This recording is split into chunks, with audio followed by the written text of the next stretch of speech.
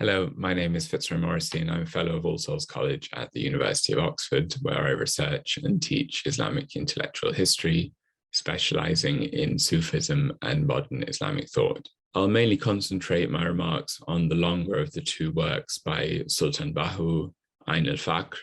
which I've been able to spend some time with over the last few days. I have to admit that before I was sent these books, I was familiar with Sultan Bahoo only as the author of popular Sufi poetry in the Punjabi vernacular, principally via the translations of Jamal Elias,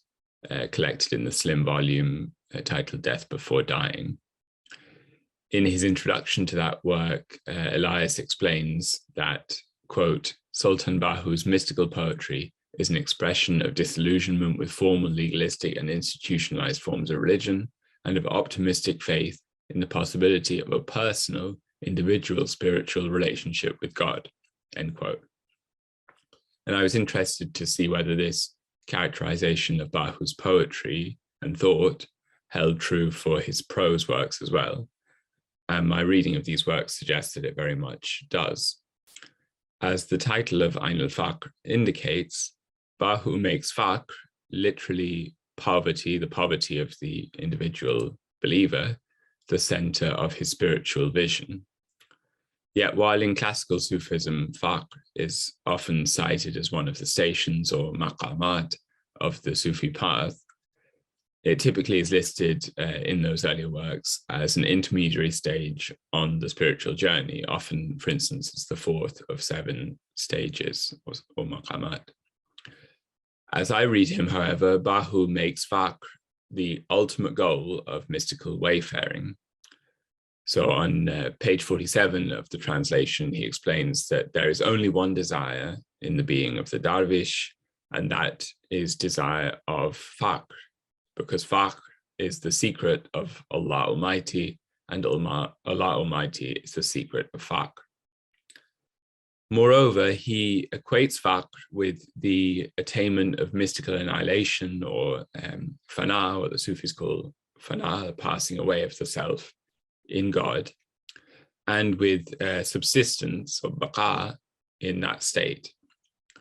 This status is attained, he explains, through the guidance of a spiritual director or murshid,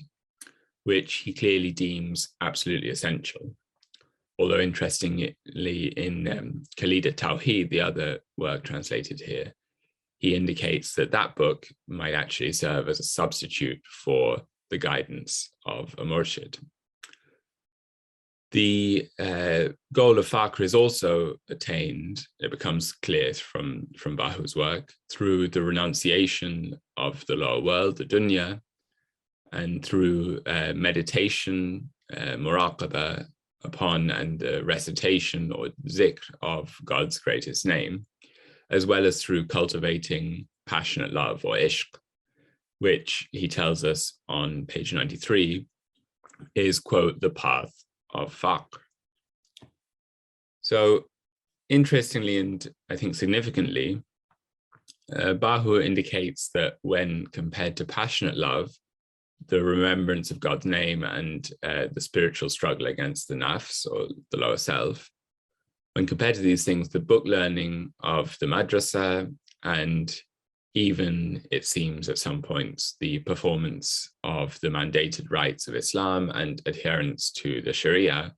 are comparatively insignificant, though of course still necessary. And in this sense, Bahoo is evidently a representative of what might be thought of as an interiorization of Islam, of religion, and of what Max Weber described as the mystical form of religion, that is, that form of piety which is concerned with special experiences of the divine through special times, individuals, and places, rather than the ascetical form of piety which is concerned with universally applicable rules. There were, besides the emphasis on faqr, on mystical experience, there were other points that struck me on reading the books and which I thought would be worth highlighting briefly. So the first is the extent to which, like almost all Sufi authors, Sultan Bahoo's mystical vision is grounded in the Quran and Hadith, and a number of verses he cites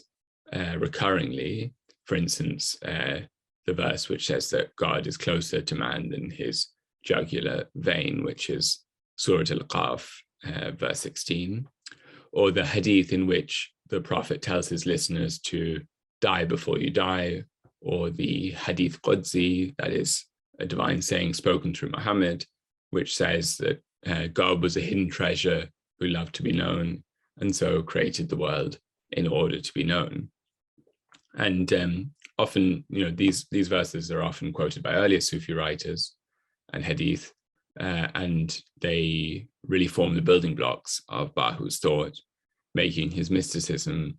characteristically Islamic, despite his downplaying of the Sharia and the formal rites of Islam. So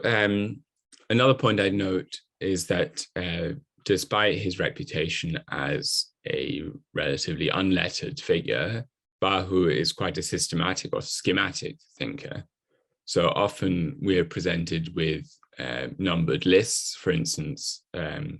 of the 14 kinds of tajalli or divine disclosure, the 15 kinds of mushahada or mystical witnessing,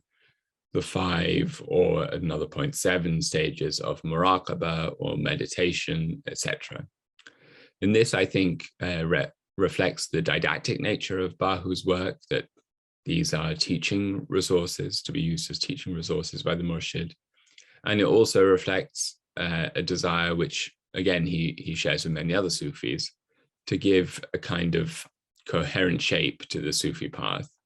and mystical experience. Third, and finally, I was struck by Bahoo's frequent references to some of the great figures from the formative and classical periods of Sufism. He cites, for instance, the legendary female mystic Rabia of Basra,